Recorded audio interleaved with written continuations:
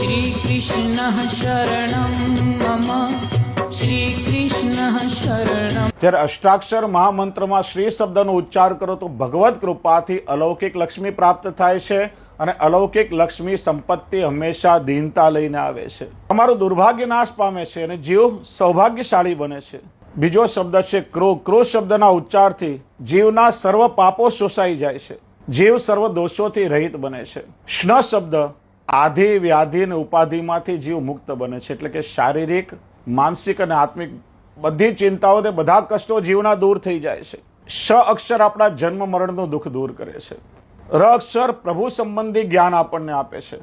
જ્યાં સુધી પ્રભુના સ્વરૂપનું જ્ઞાન થતું નથી ત્યાં સુધી જીવની પ્રભુમાં પ્રીતિ થતી નથી. કેવળ ર અક્ષરના ઉચ્ચારણથી જીવને એ ભગવત સંબંધી જ્ઞાન પ્રાપ્ત થાય છે અને ણમ અક્ષરના ઉચ્ચારણથી દ્રઢ સ્નેહરૂપી ભક્તિ પ્રભુમાં દ્રઢ થાય છે.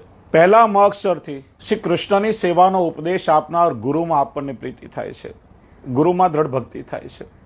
ગુરુના માધ્યમથી તો જીવ પ્રભુ સુધી પહોંચી શકે છે. જો ગુરુનો અનાદર કરીએ તો ઠાકોરજી પણ જીવનો તિરસ્કાર કરે છે. અને બીજા મ અક્ષરના ઉચ્ચારણથી જીવને પ્રભુમાં સાયુજ્ય પ્રાપ્ત થાય છે, જીવને સાયુજ્ય મુક્તિ મળે છે.